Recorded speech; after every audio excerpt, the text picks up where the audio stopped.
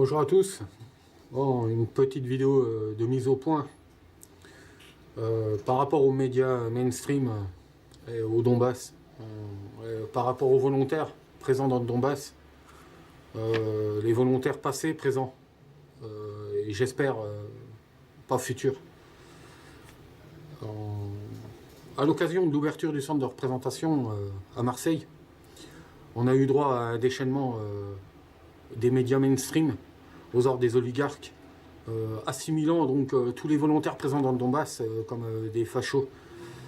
Et comme ça commence sérieusement à me gonfler, et je ne suis pas le seul, hein, il y a 2 volontaires à la maison là qui vont donner aussi en tout cas leur point de vue à la fin de la vidéo d'une manière succincte, parce qu'on commence à saturer que les journalistes en France nous traitent de fachos, d'accord.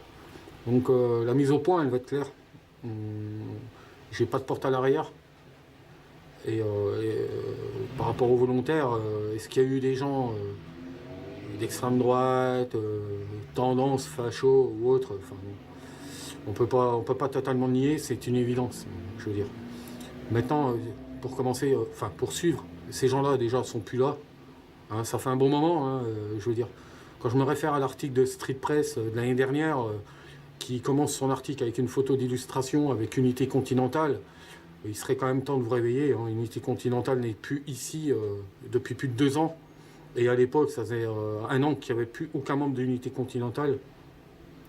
Voilà, assimiler les volontaires, par exemple, tous les volontaires qui sont venus ici ou qui sont encore là à Unité Continentale, c'est vraiment de la malhonnêteté intellectuelle et journalistique. Je veux dire. Par rapport à ça, les volontaires qui sont présents dans le Donbass actuellement et depuis un certain temps ne sont pas des gens d'extrême droite. Je ne suis pas d'extrême droite. Ça déplaira à certains, mais c'est comme ça. Je parle avec tout le monde, par contre, puisque je pars d'un principe, c'est un combat métapolitique. Mais c'est pas parce que je parle avec tout le monde que je suis fatalement affilié à l'extrême droite, la droite, ou quoi que ce soit, quoi. Donc je dément clairement ce genre de propos des médias mainstream, comme ce torchon du Figaro, du Monde, qui nous parle de fachosphère dans le Donbass, quoi. Allez vous faire foutre, que les choses soient claires. La fachosphère n'est pas ici. Hein. Vous devriez balayer devant votre porte. Et comme je vais le prouver dans cette vidéo, parce que c'est une vidéo coup de poing, ça va être clair, vous fermez vos gueules depuis 3 ans et demi sur l'Ukraine et Kiev, par rapport aux gens qui ont pris le pouvoir en Ukraine, les putschistes, dont une bonne partie sont des véritables fachos et des nazis. Et je vais vous le prouver. Je vais vous envoyer là derrière, un reportage de France 2 de 2014, juste après le Maïdan, donc ça date de février 2014. Donc c'est pas un média pro-russe, on va pas m'accuser de faire de la propagande pro-russe, même si je suis un pro-russe et je l'assume, j'en ai rien à foutre.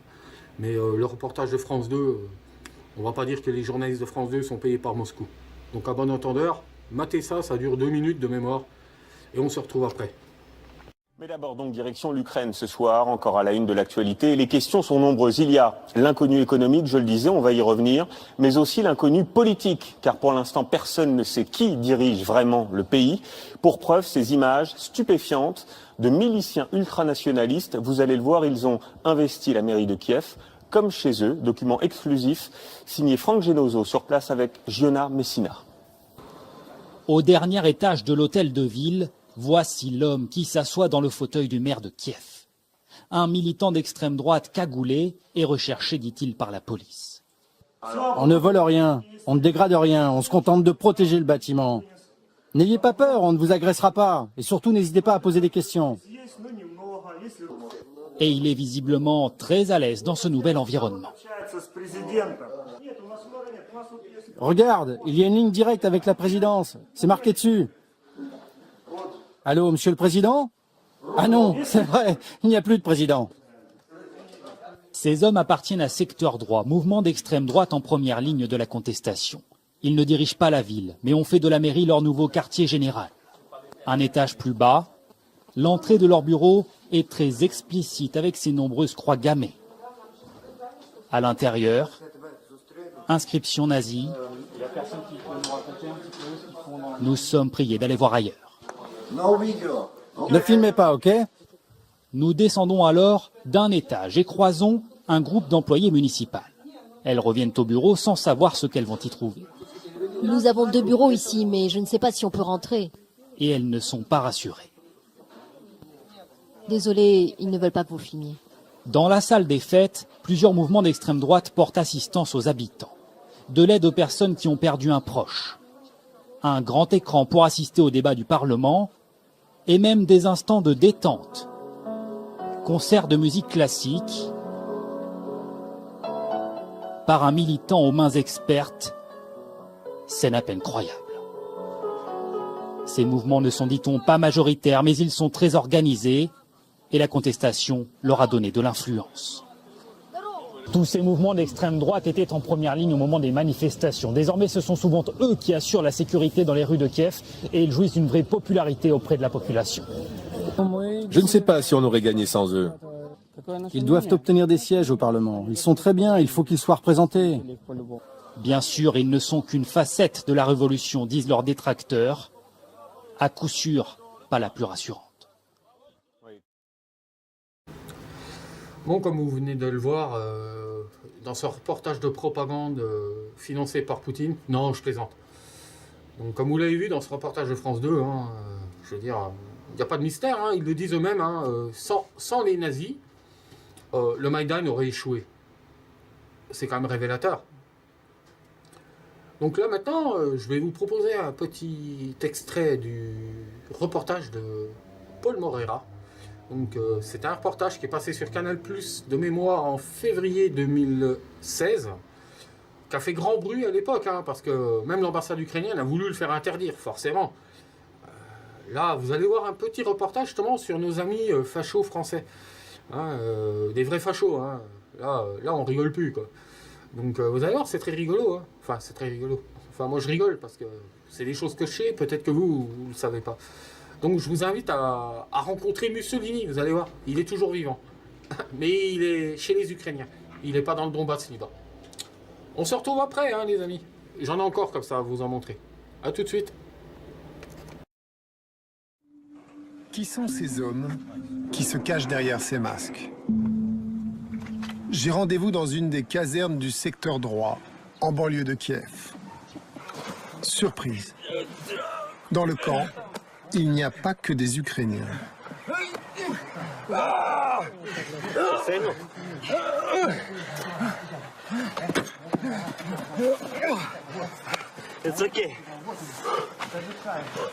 Ce jeune homme masqué est français.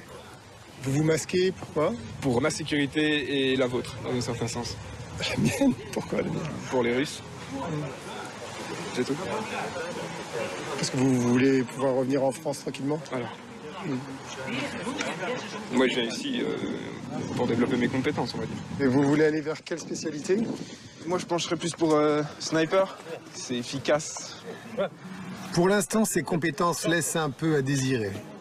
Mais le français s'améliore de jour en jour. Vous pouvez me dire pourquoi vous avez choisi de venir ici? Pour défendre ma terre, dans un certain sens. Si les Russes réussissent à rentrer en Ukraine, il y a de fortes chances que ça finisse comme dans le passé, que ça continue d'avancer et d'arriver jusque chez nous. Ici, on est tous à un rempart contre l'invasion russe. Voilà. Empêcher les Russes d'envahir la France. Le français masqué parle comme un film d'archives en noir et blanc. Comme ceux de la Deuxième Guerre mondiale qu'ils aiment regarder avec ses amis dans la salle de télévision. Leurs chefs leur ont donné pour consigne de rester discrets sur leurs opinions politiques, surtout devant les journalistes. Mais à certains détails, si on est observateur, on peut les deviner. Je suppose que Mussolini, c'est pas votre vrai nom? Ah merde, j'ai oublié de l'enlever. Non, c'est pas mon vrai nom, mais bon, c'est pas grave. Ah, On oublie toujours un détail. ouais, on a tous un surnom. D'accord. Et vous, c'est Benito Mussolini? Moi, c'est Mussolini ici, oui.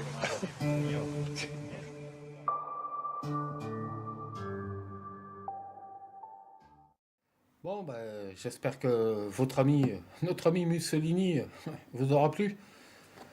Là, on va regarder un reportage qui a été réalisé par l'Express. Ils font aussi de la vidéo, si.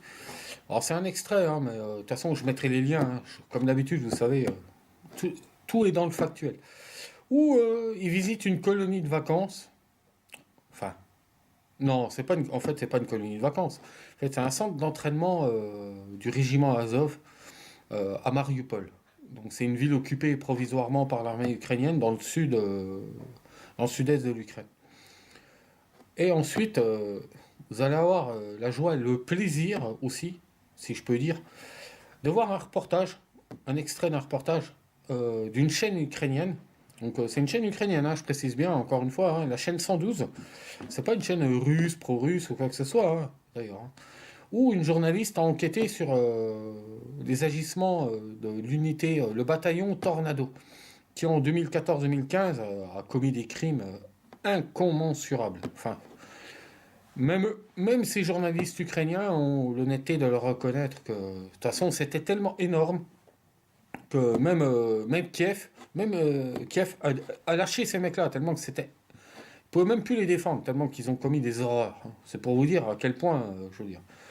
Donc voilà, vous avez là 2 extraits donc, de vidéos sur nos amis nazillons, fachos, que les médias mainstream couvrent complètement, puisque de toute façon, ils n'en parlent pas, hein, ils n'en parlent jamais. Hein. Tornado, vous n'en avez jamais entendu parler, hein, j'en suis convaincu. Au procès, d'ailleurs, en première instance, le commandant du bataillon Tornado a pris 10 ans de prison seulement. C'est incroyable, enfin, des viols, des incestes, des meurtres, une horreur absolue. Donc, regardez ces 2 extraits de vidéo. Et... Après, encore une fois, j'en ai d'autres à vous montrer, donc à tout de suite.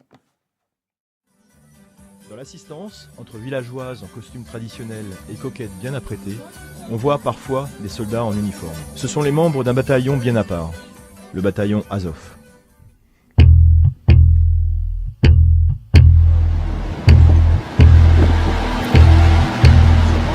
Constitué de volontaires, la plupart d'extrême droite, ce bataillon a eu son heure de gloire au début de la guerre avec les séparatistes. Ils sont en effet montés au front alors que l'armée ukrainienne était débordée. Aujourd'hui, ils constituent une force militaire d'un millier d'hommes, peut-être davantage. Ils s'entraînent entre eux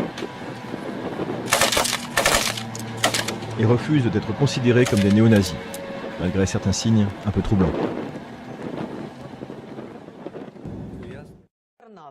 Лично ко мне было очень, вот, когда я усомнилась в том, что люди, которые приходят под суд в больших количествах и начинают давить на суд, неважно, он справедливый, несправедливый, что это, ну, как бы неправильно, у меня было очень много упреков, что вот я там не уважаю бойцов АТО, там еще что-то, еще что-то. Если это проблема, что такое торнадо сегодня, да, почему вообще это дело, я знаю, что вы занимались этим и вы знаете следственные материалы, расскажите. Я взагалі займалася добровольчим батальйоном МВС.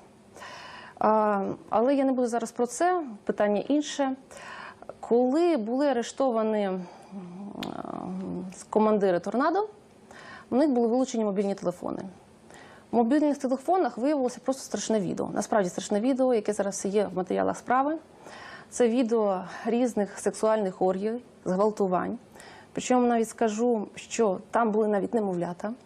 Я так розумію, що матір з цим немовлям примушувала це робити під загрозою смерті її дитини.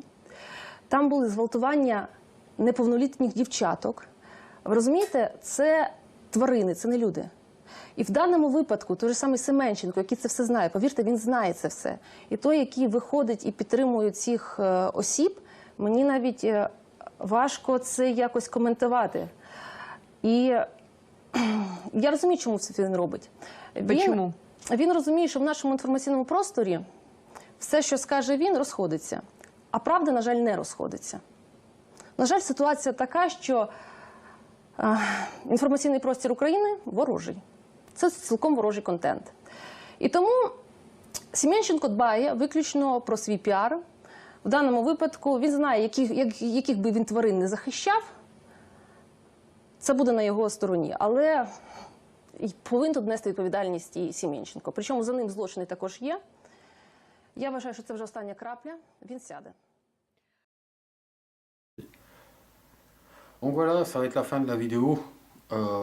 Je tiens quand même à préciser parce que vous avez eu l'occasion d'entendre le point de vue de Philippe, le point de vue de Nicolas, deux volontaires.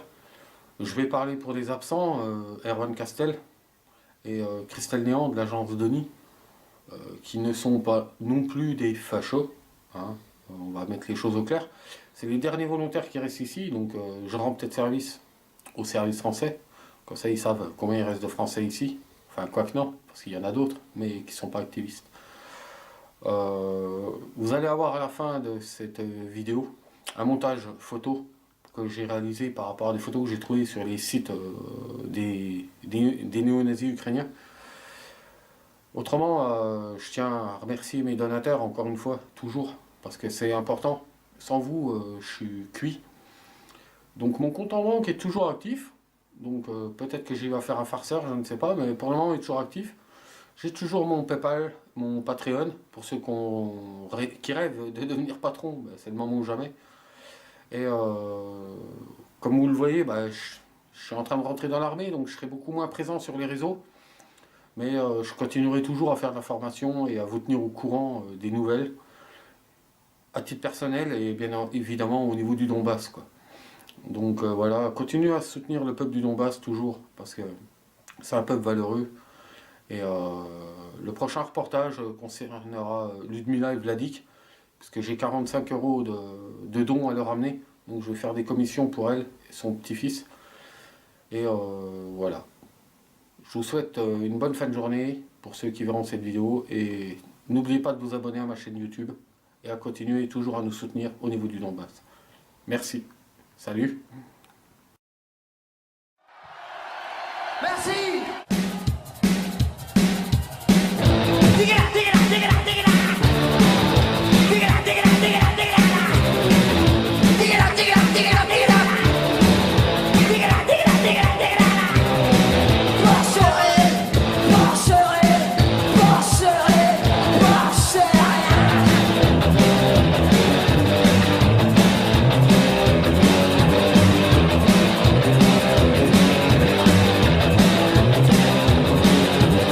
Le monde est très près de Porcherie, les hommes se convoient comme les morts, les matchs en batterie, avec milliers de tournements. Porcherie, Porcherie, Porcherie, Porcherie. Nous sommes alors des fanatiques, on y au prix sur des vies, nous sommes dans un état de jade, et partout c'est le roi du pain. Porcherie, Porcherie.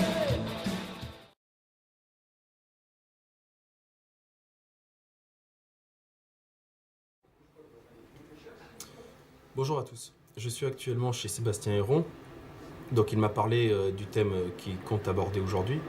Donc il s'agit des médias en fait qui relatent, qui soi-disant relatent les informations sur les volontaires, alors que ce soit militaires ou politiques ou même journalistes qui se sont engagés pour la cause du Donbass. Donc d'abord il faut savoir tout simplement que les médias, que ce soit d'un camp comme de l'autre, parlent de manière générale et pour le plus grand public, et que en outre, c'est des médias qui, que ce soit d'un côté ou de l'autre d'ailleurs, encore une fois, qui sont là pour faire de la propagande, tout simplement. Sachant qu'en France, on a une culture qui me semble plutôt anti-extrême droite, hein, on l'a vu, on le voit d'ailleurs dans toutes les dernières élections françaises qui se sont passées. On a plutôt des votes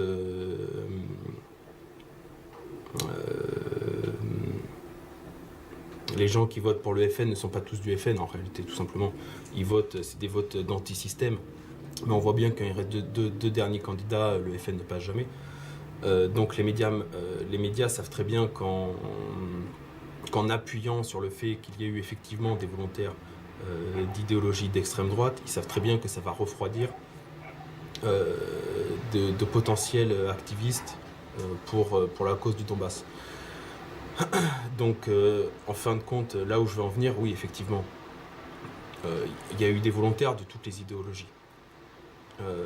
Donc, le fait que les médias français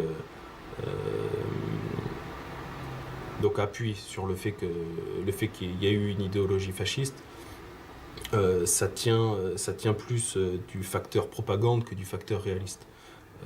Dans ce cas-là, à ce compte-là, on pourrait me dire que je suis fasciste, que mes camarades sont fascistes, donc ce qui n'est absolument pas le cas.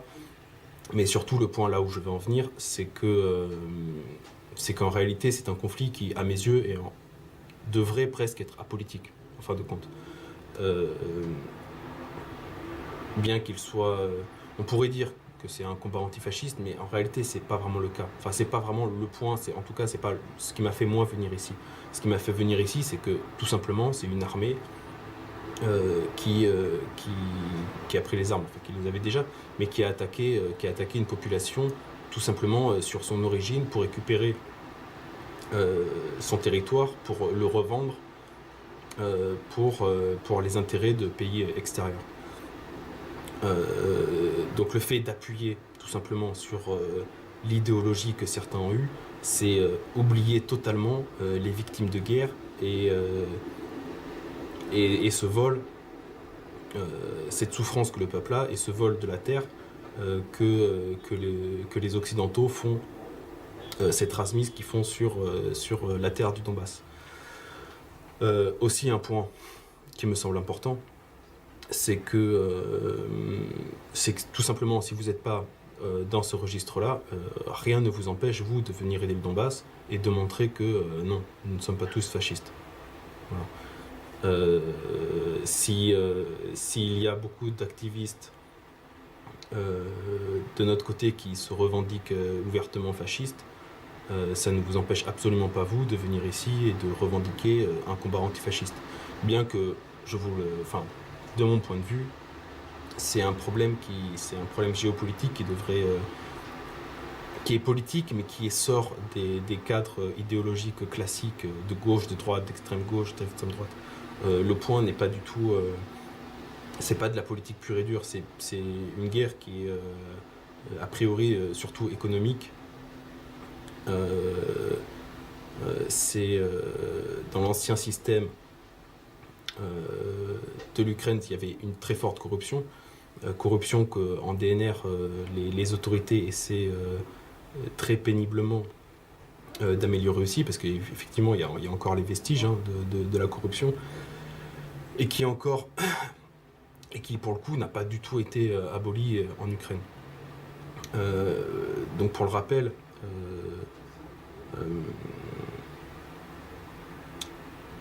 ça va paraître très simple ce que je vais dire, mais l'ennemi est en face. Vous avez vu le reportage, je pense que Sébastien Héron va faire le montage pour vous montrer donc ce reportage. En face, c'est pour le Maïdan, le Pravi Sector et tous ces groupes d'extrême droite, donc ouvertement extrême droite, donc ingérés par les pays dont vous connaissez les origines, ont une très forte implication dans ce qui semble être les nouvelles autorités ukrainiennes.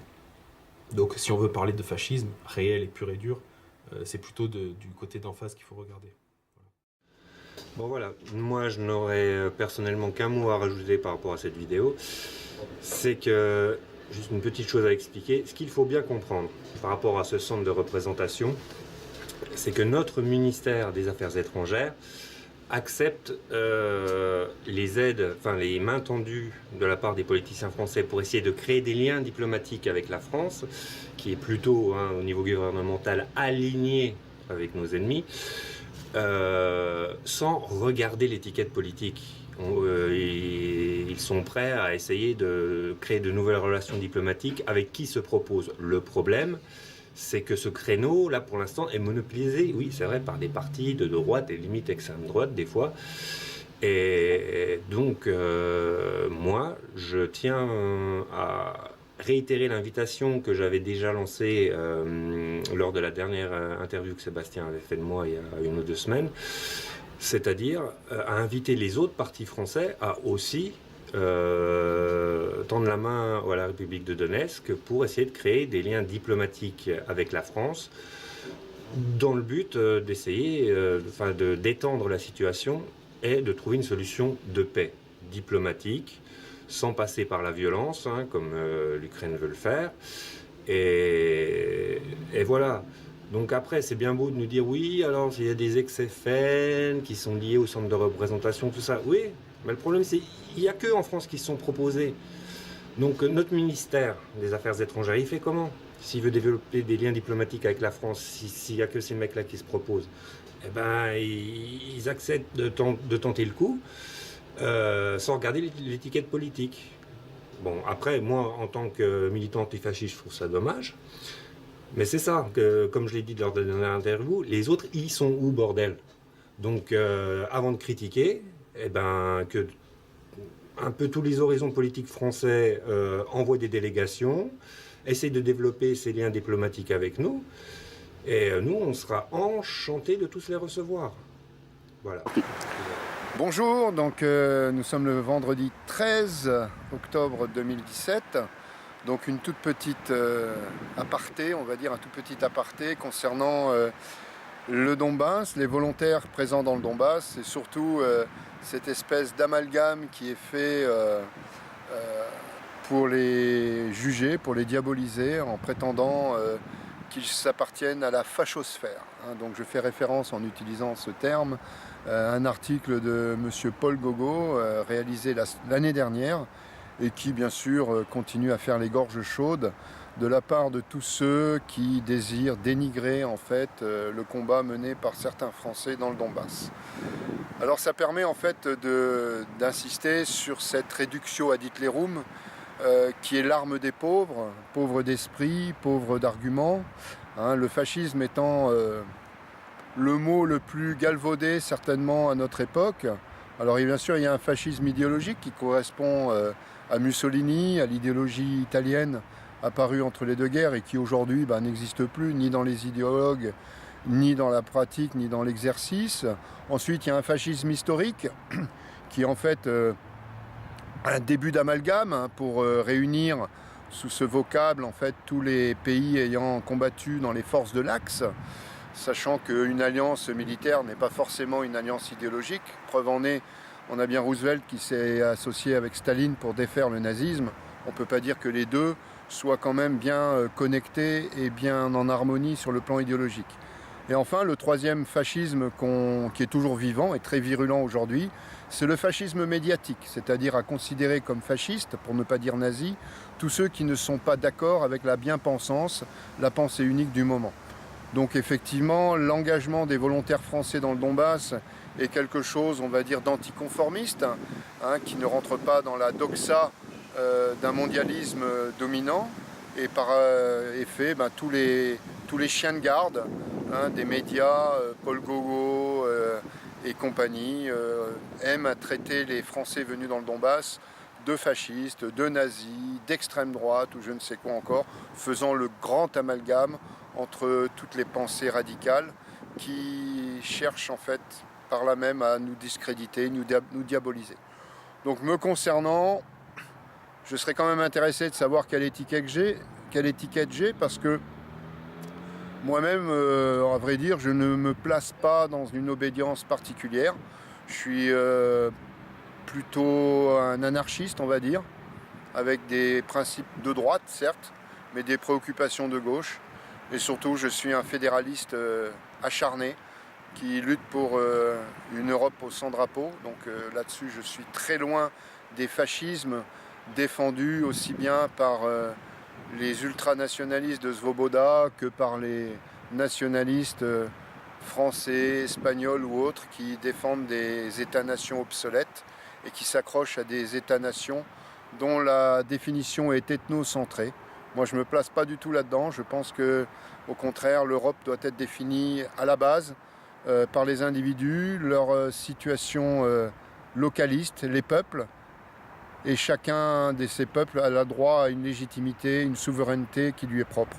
Donc voilà quelle est mon opinion. Elle est contestable, elle est discutable, elle fait partie du grand débat politique. Mais en tout cas, je réfute toute accusation cherchant à m'amalgamer au niveau des fascismes, des totalitarismes ou des quelconques radicalisations extrémistes, qu'elles soient d'ailleurs d'extrême gauche ou d'extrême droite. Voilà.